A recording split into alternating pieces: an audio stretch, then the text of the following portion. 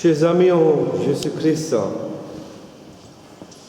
aujourd'hui nous commençons un nouveau jour, un nouveau mois et une nouvelle année 2026.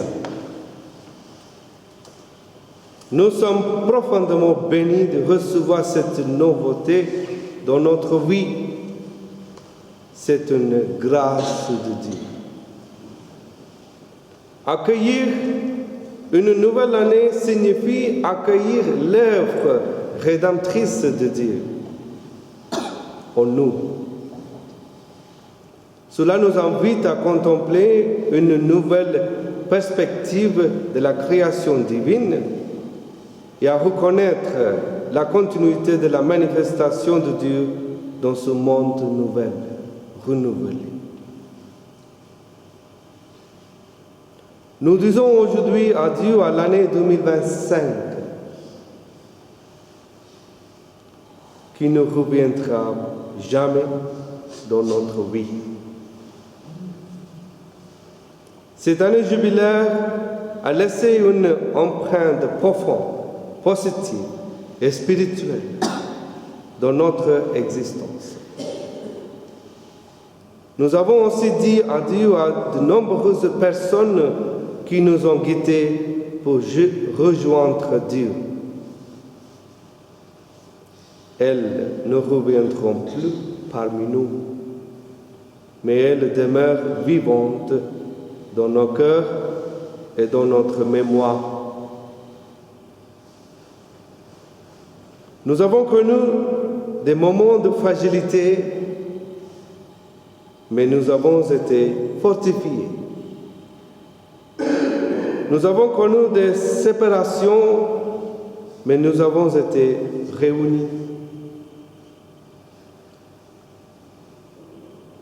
Nous avons échoué dans certaines tentatives, mais nous avons aussi remporté des victoires.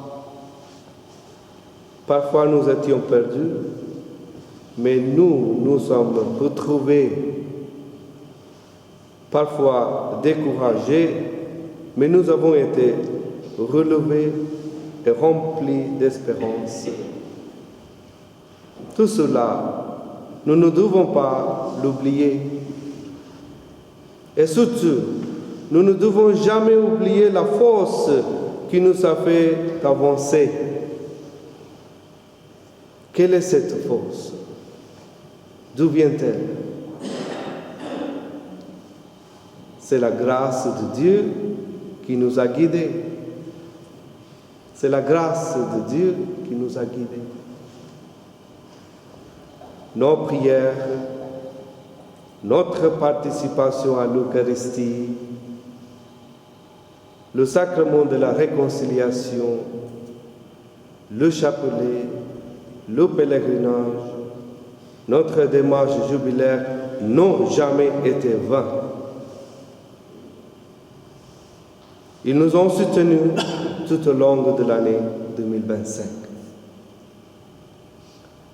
Aujourd'hui, nous entrons dans l'année 2026 avec la même espérance et même avec une espérance renouvelée.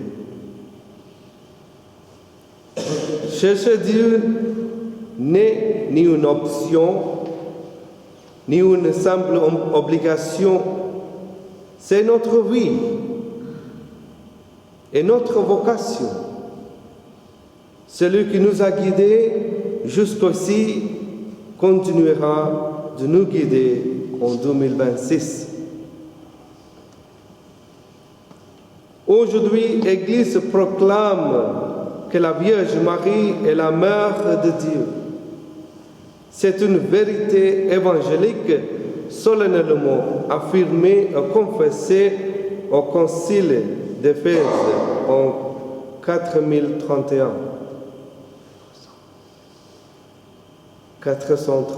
Pardon. Marie est véritablement Mère de Dieu, Théotokos. Elle reçoit ainsi une double mission. Elle est la mère de Dieu et la mère des membres de son corps mystique qui est l'Église. Comme elle a aimé Dieu, elle nous aime de la même manière. Son amour est un amour maternel, sans limite, unique, plus fort que tout, créateur et sacrificiel. Pour nous, son amour est parfait. En devenant mère de Dieu, Marie demeure fidèle à la cohérence et la constance de sa vocation maternelle qui reste la même aujourd'hui encore. La prière d'ouverture de la messe de ce jour exprime clairement que Marie a voulu accueillir l'auteur de la vie pour le salut de toute l'humanité. Cet auteur de la vie est Jésus-Christ. Il est Dieu, né de Dieu, lumière, né de la lumière, vrai Dieu, né de vrai Dieu, engendré, non pas créé. L'année 2026 est également une année jubilaire pour les Oblats et pour toute la famille mazonodienne.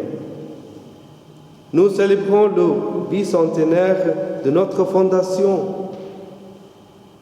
Saint Eugène a fondé la congrégation et on a obtenu l'approbation en 1826. Nous sommes appelés à renaître avec l'esprit de notre fondateur, Saint Eugène de Mazenod. Permettez-moi de proposer 3 orientations pour notre engagement et nos résolutions en cette année 2026. Seulement 3 orientations. Dans l'Évangile, Jésus reçoit son nom, le 8e jour après sa naissance. Le nom est notre identité, notre héritage culturel, notre dignité et notre vocation. Ces dimensions ne peuvent être effacées par personne. Le nom révèle qui nous sommes et nous relie à Dieu, à Jésus-Christ et à l'Église catholique. Soyons fidèles à cette identité. Deuxièmement, l'Évangile nous dit que la Vierge Marie conservait toutes ces choses en son cœur. Cela signifie qu'elle portait dans la prière tout ce qui se passait autour d'elle. À son exemple, portons le monde dans notre prière. Lorsque la Vierge Marie est apparue à Lourdes, elle a demandé à Bernadette de prier pour les pécheurs. Prier pour les pécheurs. Premier jour de l'année nouvelle, c'est 59e journée mondiale de la paix. Le pape parle d'une paix désarmée et d'une paix désarmante. La paix de Jésus ressuscité est désarmée car son combat faut désarmer. Il demande d'unir nos efforts pour contribuer les uns les autres à une paix désarmante, une paix qui naisse de l'ouverture et de l'humanité évangélique. N'oublions pas les événements du monde, les peuples du monde et les pauvres du monde. Troisièmement, la prière la première lecture nous offre une bénédiction magnifique. Gardons cette bénédiction en nous et partageons avec les autres. Que le Seigneur te bénisse et te garde. Que le Seigneur fasse briller sur toi son visage, qu'il te prenne en grâce. Que le Seigneur tourne vers toi son visage, qu'il t'apporte la paix.